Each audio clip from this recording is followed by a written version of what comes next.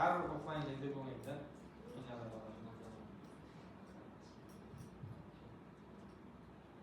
Recording in progress. Okay, davom etamiz. Bunaqada hozir sizlar bilan aktiv sotilgani bo'yicha, okay, faqat hozir turib tursin. Mana evaluation gapirsak yaxshi bo'ladi. Mana bu yerda nima beryapti? What is the total depreciation charge for the year? Okay, mana bu kesib ishlab ko'raylik endi. Hop, bitta ko'raman, hozir o'qib tanishtiraman sizlarga. Oson bo'lsa o'zinglarga qoldiraman, qiyin bo'lsa bilishmaysiz, okay? Kay has been running successful nursery school, Little Lambs, since 2001. Kay bought the following asset as a nursery expanded. Yani kengayapti biznesi. Qo'shimcha mana shu aktivlarni o'rganyapti. A new oven for the nursery kitchen at a cost of $2,000 purchased on 1st December 2004. Minibus to take the children on trips for $18,000 purchased 1st June 2004. Demak, mana shu ma'lumotlar bor. Qachon sotib olingani bor, nima sotib olingani bor. Va depreciation rate'ini beryapti. Straight line 10% ekan. 10%. Bilamiz qanday hisoblashni. Demak, oven 10%, minibus 25%. Reducing balance deyiladi ekan. Ikkovi ham, birinchisi straight line, ikkinchisi reducing ekan. Mana shu joylar highlight qilishga arziydigan joy ekan. Hop, demak, oven straight line. Mana bu minibus reducing balance. Okay. Full year depreciation is charged in the year of purchase and none in the year of disposal. Mana bu narsa ham juda muhim. Eslab qolinglar. Full year charge sotib olingan yilda hisoblanadi. Full year degan to'liq olinadi. Masalan, yil o'rtasida sotib olinsa ham 1 yilga to'liq depreciation hisoblanadi. Lekin sotilgan yilda umuman yo'q ekan. Endi biz sotyapmiz hozir bu kesimizda menimcha yo'q. Sotilmagan, to'g'rimi? Sotilmagan. Demak, biz faqat shu hozirgacha, ya'ni reporting date qachon berilyapti? Mana shu sanaga total depreciation charge hisoblab berishimiz kerak. Total depreciation charge. Ya'ni ikkala aktivdan qancha depreciation charge hisoblanadi? P&L ga qancha rasxod olib boramiz? Hisoblay olamiz-a? Harakat qilib ko'ramizmi? Okay. 3 minut vaqt yetarlimi? Recording stopped. Vaqtga qo'yib qo'yaman. Bundan ishlamasa bo'lmaydi. Vaqt ketdi.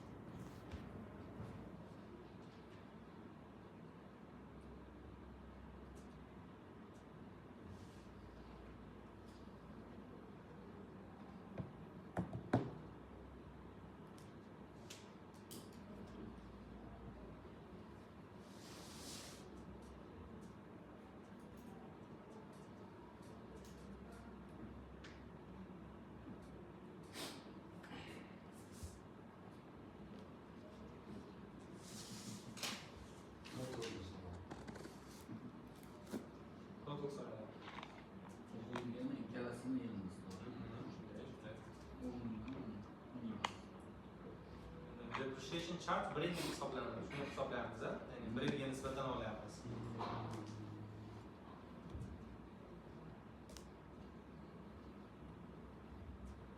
Okay. 5 minutga qarab ketyapmiz.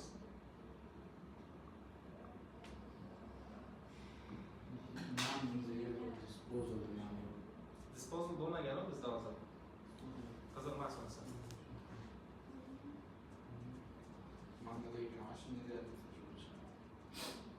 Vegan bo'ladi.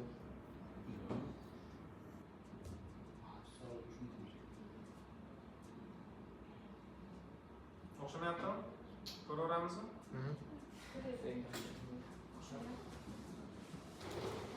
Qo'yildan. Asha o'tib ketamiz. Recording in progress. Xato misol deyishyapti, shunga aytaman. Okay. Demak, birinchi demak ikkita aktivimiz bor. Oven.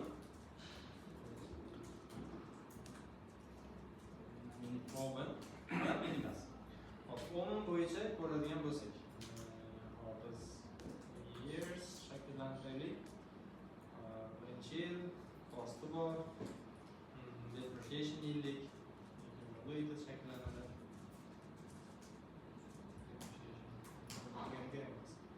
Birinchi yil, ikkinchi yil, uchinchi yil. Hozir mana buni o'zgartiramiz. Qarang. Qachon sotib olindi? 1 dekabr 2004, to'g'rimi? 1 dekabr 2004 da sotib olindi.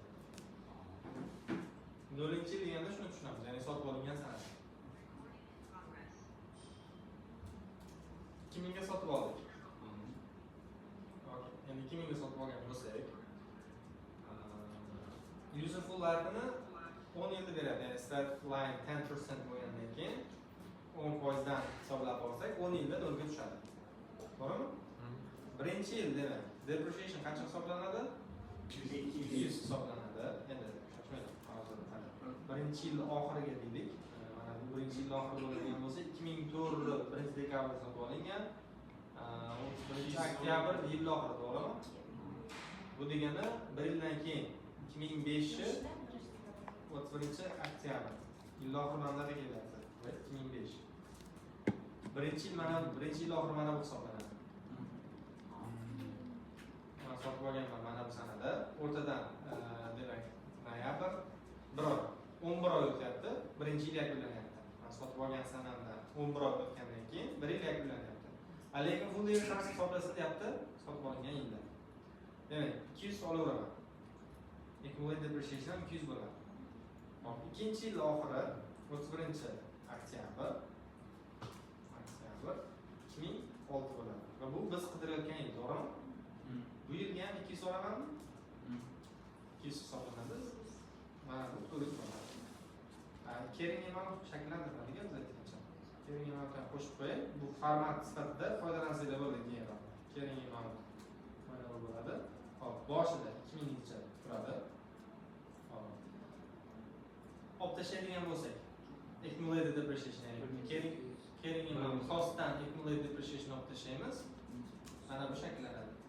Costdan accumulated depreciation olib tashlaymiz.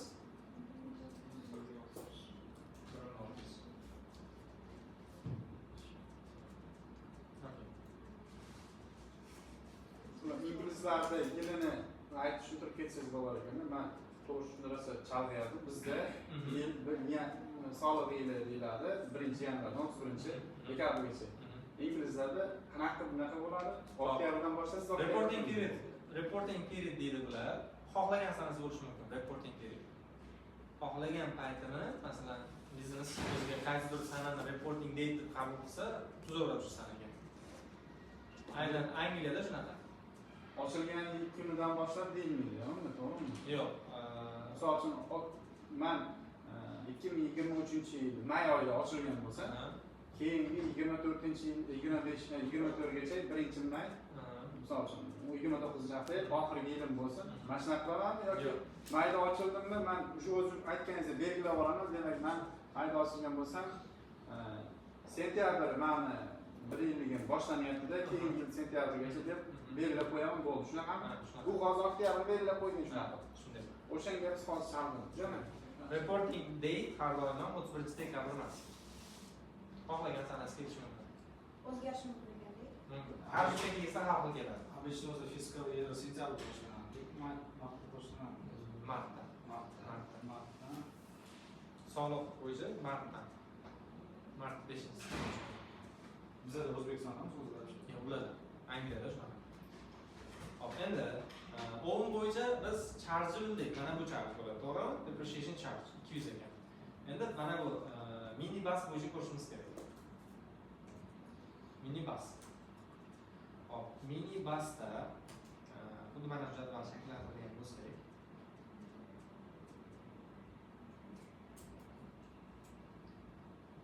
qachon sotib olindi? 1-iyun 2004da sotib olindi. 31-may 2005 bo'ladi. Yo'q, bu sotib olingan sanasi. Bu reporting date mana bu har doim o'zgarmaydi. Reporting date bir xil. 1-iyun 2004 bo'lsa, 31-oktyabr 2004 reporting date bo'ladi. Mana bu reporting date, bu 5 va keyingisi 6 bo'ladi. Qanday deb to'g'ri 5 6 bo'ladi? Sanaga e'tibor bering. Mana bu sotib olingan sana 1-dekabr 2004. Bo'ldi. Shu bilan 2005 ga o'tib ketadi. Ya'ni mana qaysi bir yil ichida, qaysi period ichida sotib olyapman bu aktivni. Mana bunday chizib olyapman. Mana sotib olayotgan davr. Bu 1-noyabr 2004 bo'lyapti hozir. 1-noyabr 2005, 1-noyabr 2006. Masalan, mana bu 3ta period haqida gaplashamiz. 2ta period haqida deylik. Mana bu yoqda ham bor. Mana bu davr ham bor. Qo'shimcha qaranglar. Hop, qarang. Birinchi aktivni qachon sotib oldim? Qaysi davrda sotib oldim? 1-dekabr 2004 qaysiga kiradi? Noyabr, dekabr 2004. Mana bu sotib oldim. Ya'ni reporting date buni mana bu bo'ladi. Ya'ni 31-oktyabr bir kun keyin yozdim. Starting date yozdim. Ya'ni bu davrga tushyapti birinchisi. Ikkinchisi bo'lsa mana bu sotib olgan mini basimiz 1-iyun sanasida. Mana bu yoqda sotib olgan. Reporting date mana bu bo'ladi. 2004-yil 31-oktyabr bo'ladi. Shuning uchun farq keldi. Xo'p, qanchaga sotib olgandik? 18 mingmi? 18 mingga sotib olganman. Hop, bu sotib olingan sanasi. Reporting date endi 1-yil uchun full year charge hisoblaydi deyapti. Necha foizda? 25%. 25% hisoblasam 4,5 ming bo'ladi. 4500 olib tashlayman. Qoldiq qiymat qancha bo'ladi? Birinchi sotib oling, mana bunisi o'zi shart emas. 1-yil oxiriga qoldiq qiymati 13500 bo'ladi. Hop, endi ikkinchi yilga depreciation charge hisoblasam 13500 dan hisoblayman 25%. Reducingda shunday. Qoldiq qiymatidan oladi. Demak, 4,5 ming 4500 plus 3375 accumulated depreciation bo'ladi. Mana. Demak, 13500 dan 1 yillik mana bu, ya'ni qo'shimcha hisoblangan mana bu bo'ladi. To'g'rimi? Olib tashlayman 3375. Mana bu chiqadi. Hop, keyingisi, keyingi oxirgi yilga charge hisoblaydigan bo'lsak, 10125 ko'paytiraman 25% ga. Mana bu chiqadi. 31 da bosak bo'lardi buni. Hop, accumulated depreciation 7875 plus 2531. Qoldiq qiymat 10125 minus 2531. 7594 chiqadi qoldiq. Endi bizdan total depreciation charge so'ralganda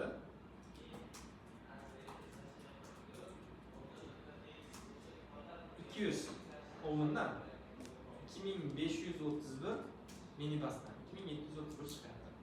Bu javob to'g'ri bo'ladi. 1-iyun bilan 2004-yil 31-oktyabr orasidagi nima bo'ladi? nimaga 0,5 full year hisoblanadi-yu. Aytdi-yu shartda. Full year depreciation charge in the year of acquisition deyapti. In the year of purchase deyapti. Sotib olingan yilda yarim yil bo'lgan bo'lsa ham sotib olganimizga to'liq yilga depreciation hisoblaymiz. Shart shunday berilsa, doimiy shartdan chiqmasdan ishlashimiz kerak. Total depreciation charge for year o'sha 2006 da berganda, faqat 2006 da bo'lgan depreciation summa qo'shdi. Charge 1 yillik bo'ladi. Charge ya'ni rasxod 1 yilga yozamiz-ku. 1 yilligini olasiz. For the year degandan keyin yilga nisbatan olasiz qanday? Havasini qo'shib deydigan so'z find the sum deydimi? Yo'q, endi accumulated depreciation deb qo'yib qoladi-da. Qoliq qiymatini so'rashi mumkin. Kerak amount qancha deydi. Hammasini hozir qo'yib berdim man. Ko'rishingiz uchun. Faqat 30 foiz. Qachon shohini deymiz. Tushunmovchiliklar yo'qmi? Havas tushunarlimi? Tushungan bo'lsak, cost, purchase date, depreciation method. What is the total depreciation charge for the year ended? Mana bundan hisoblaydi. 2005-2006 ga total depreciation charge so'ralyapti. Recording stopped. Endi siz reducing balance deb o'tdi. Shuni oxirgisiga qo'shamizda. Oxirgisiga qo'shamiz. Totalni so'ragancha oxirgisini oldingizki siz masalan 2531 da. 2531 Gap qo'shdingizki 200 da. ha, ya'ni bu charge-da mana bu, ya'ni rasxod, expense. Expense 1 yillik bo'ladi. Va sizdan 1 yillik expense so'ralyapti. Aynan tushundim. Buni tashlab qo'yaman. Shaklda. To'g'ri javob topinglar. Kesamiz. Boshlaymiz.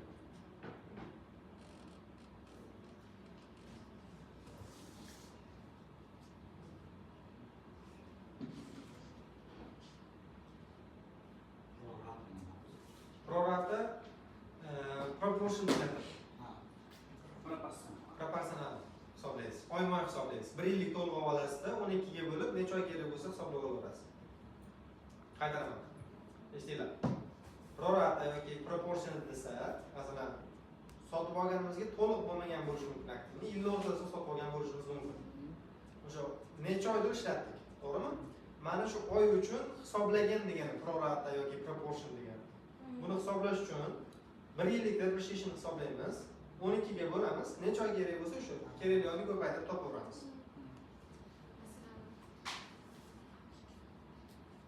Reducing straight line farqi yo'q. 1 yilligini topasiz, qancha chiqadi? Kerakli oyni proportion. To'g'ri oy bo'lsa 12 ga bo'lib 4 ga ko'paytirasiz.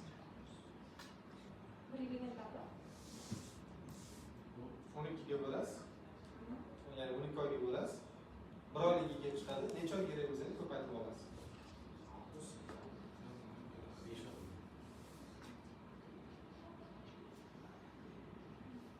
necha oylik kerak bo'lsa shuni topib.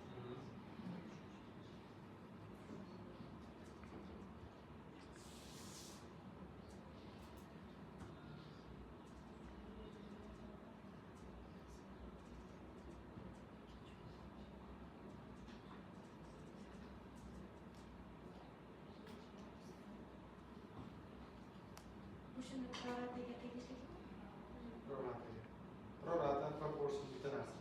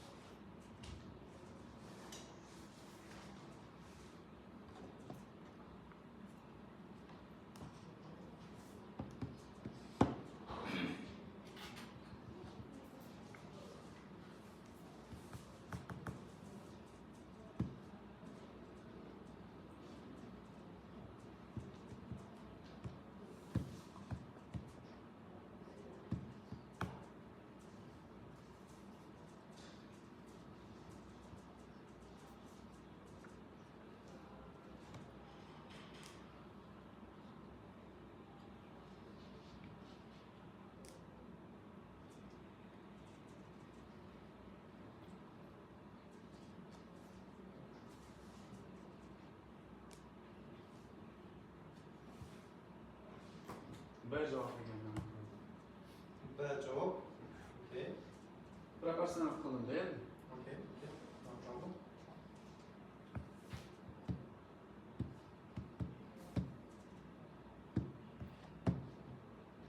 Minis kompyuteri desktopda ishlatadi.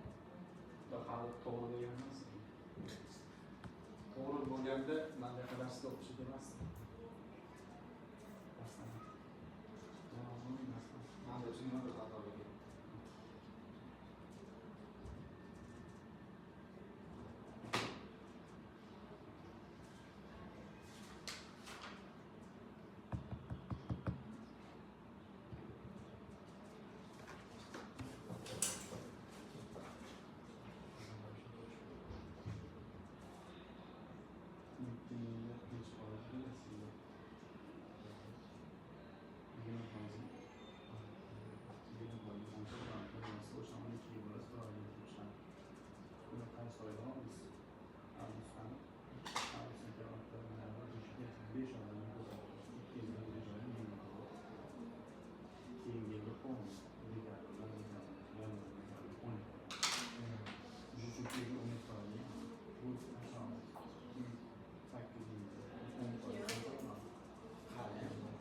Birinchi avgust oldinda avgust sirga ketyapti bitta oy.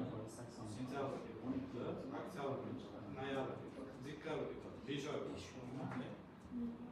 Oktyabrda olaman. Oktyabr ketyapti, noyabr, dekabr 3 oy.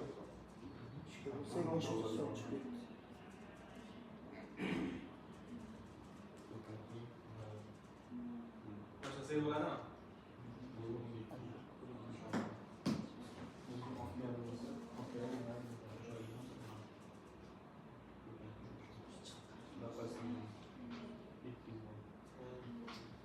Hammamiz kam qolyapti. Tashlaymiz.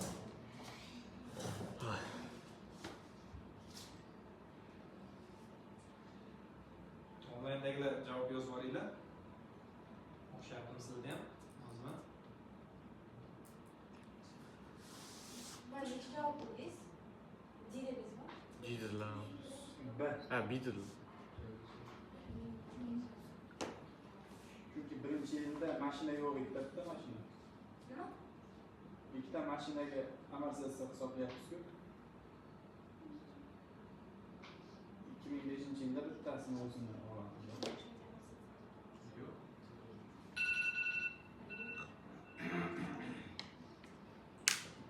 Bo'ldi, boshlaymiz. Kimga o'xshadi, kimga o'xshamadi? Yine bu sistemden soracağım. O'xshamadi? 2600. Qancha? 2600. 1600. Bijob endi. 3 ta odamda bijob chiqyapti hozircha. O'xshamadi o'zingizlarda? Okey, boshladik.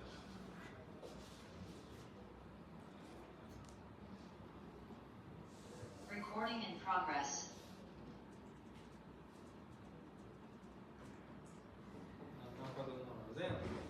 Demek machine 1.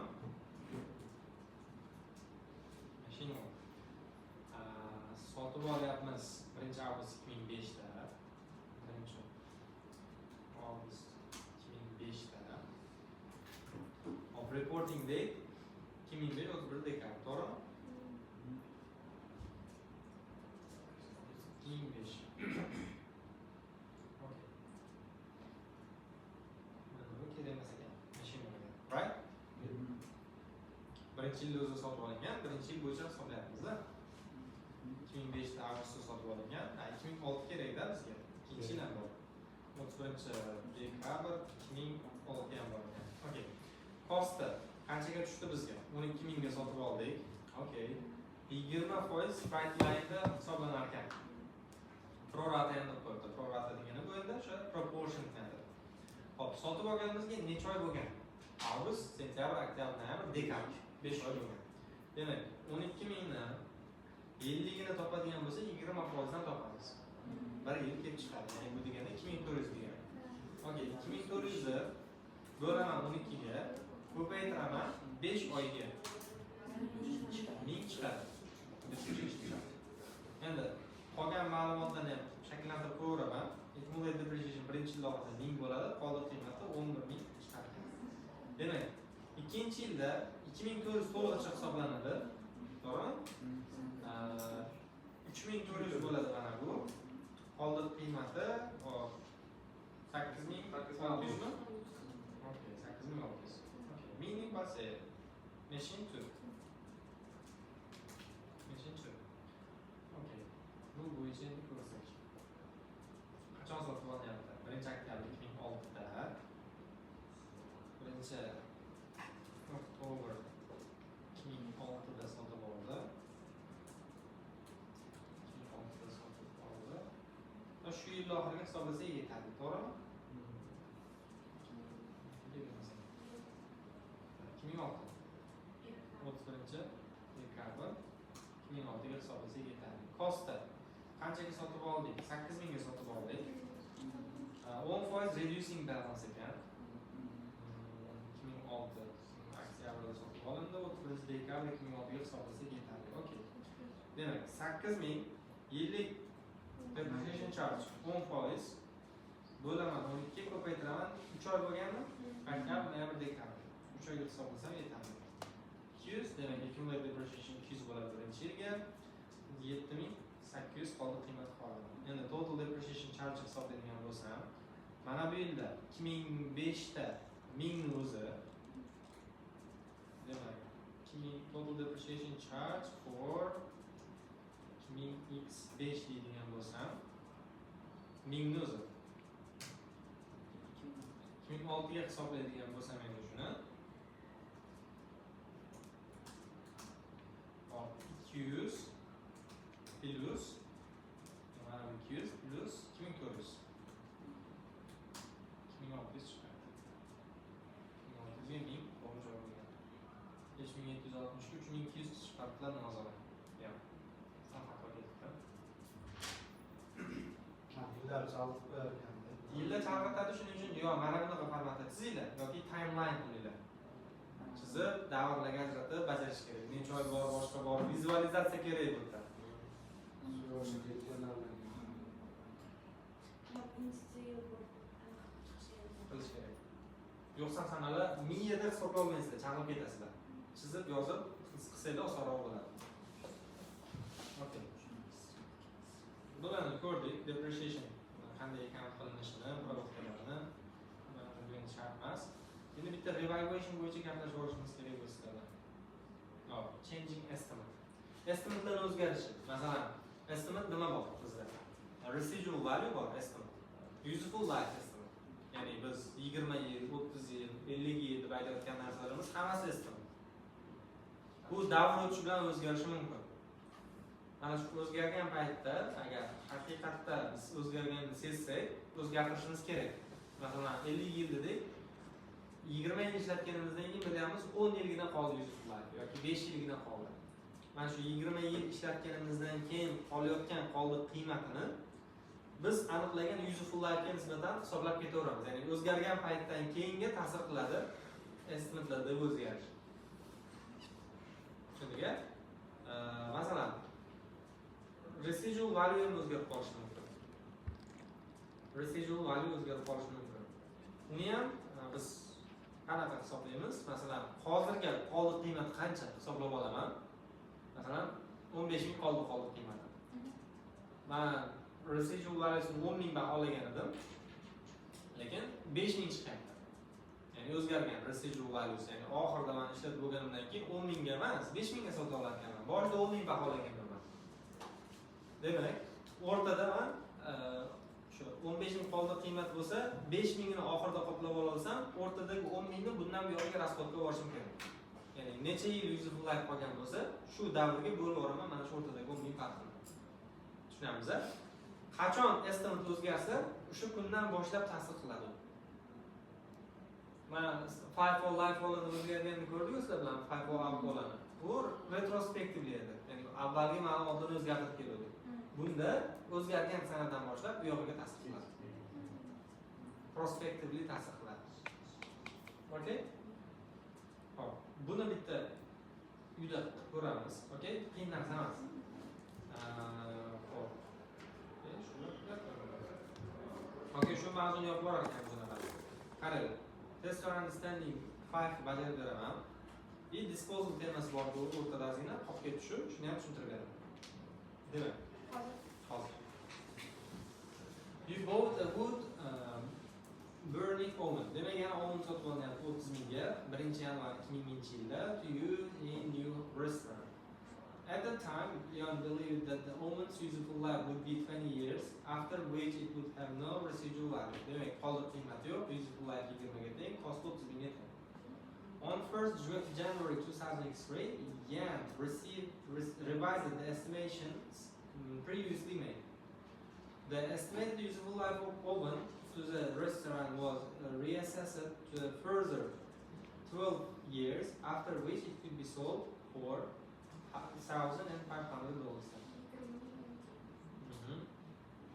Qaranglar, sotib olgan sana 2000-yilda boshida sotib olganman. 2003 boshida qaytadan o'zgartiryapman. Bu degani hozir umumiy 20 yilda further degandan keyin 2000, 2001, 2002, 2003 kirmayapti, to'g'rimi? 3 yil ishlatdim. Qancha qoldiraman mening yuz qo'llas? 17 yil. 17 yilga qo'shimcha 12 yil qo'shilyapti. 29 o'qdan. Shunday baholanadi. Demak, yozamiz mana shuni.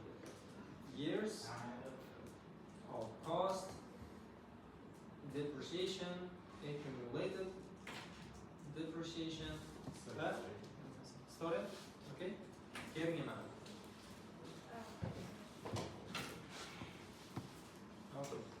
Demak, qachon sotib olgandik? Yili 2000-yil, to'g'rimi? 2000-yil boshida sotib oldikmi? Boshida sotib oldik.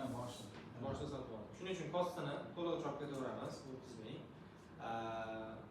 Depreciation necha yilga hisoblanadi? 20 yilga, to'g'rimi? Residual value bormi? Yo'q, residual value yo'q. Demak, to'g'ridan to'g'ri useful life bo'lsam yetarli, to'g'rimi? 1,5 ming chiqadi. Accumulated depreciation qancha bo'ladi? Birinchi yil uchun 1,5 yil bo'ladi. Qoldiq qiymat 28,500 bo'ladi. Okay. 2001 ham hisoblaydigan bo'lsak, 1,5 ming yillik olaveramiz. 3 ming bo'ladi. 27 ming qoladi. 2002 shahri yil o'rtada shu yil o'rtadagida to'g'ridan to'g'ri 2003 boshiga ko'radigan bo'lsak. Yo'q, 2002 kerak ekan. Shartmas ekan. 2002 ni yozamiz. Hop. Yana 1,5 ming hisoblanadi bunga, to'g'rimi? 4,5 ming accumulated depreciation. Kerak amount qancha hisoblanadi kerak?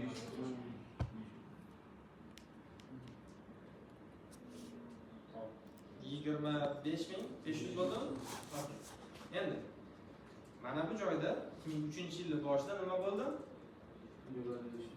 Yo'q, evaluation emas. Estimatelarda reassessment bo'ldi, to'g'rimi? Ya'ni qaytadan baholadi. Endi cost o'zgarmaydi, faqat depreciation o'zgaradi. Hop, carrying amount 25,500 edi, qoldiq qiymati. Biz qanchaga sota olardik?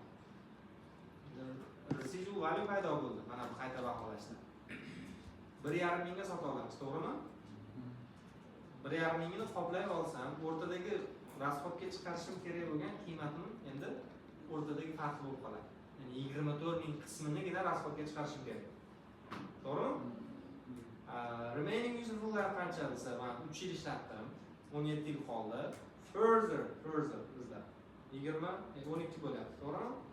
Mana bunday hisoblayman. Ya'ni 827 28 bo'lar ekan bizda.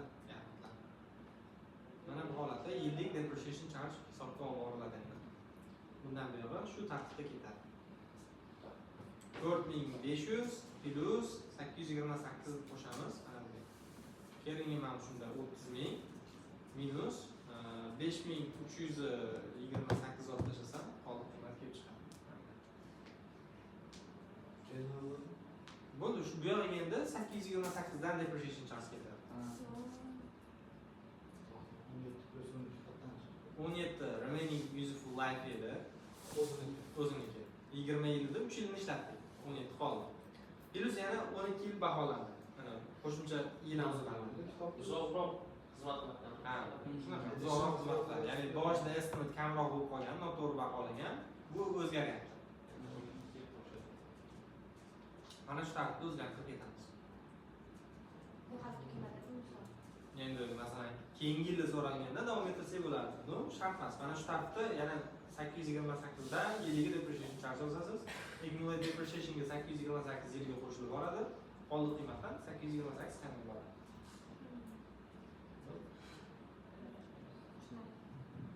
Okay.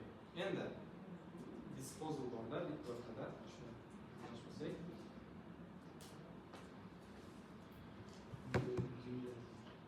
What? Endi beshinchisi. Asset bought sold in the period. Nima yozib o'tiribdi ko'raman, balkim juda muhim emasdir. If non-current asset bought or sold in the period, there are two approaches to how the depreciation charge could be accounted for. Yo'q, shunday. Qaranglar, bu yerda full charge qilishimiz mumkin yoki pro rata qilishimiz mumkin, ya'ni proportion bo'lishi mumkin. Shuni aytgan ekan. Okay, shart qilsak. Tamom. Hop, demak, keyingi part 2ni ko'ramiz. Disposal bilan revaluation bo'ladi. Odatda bitta darsda o'tib ketardik buni. Buni sizlarga juda maydalab o'tdik. Bitta darsga bo'linib qoldi. No problem. Keyingi dars davom ettiramiz. O'zi juda yaxshi. Recording stopped.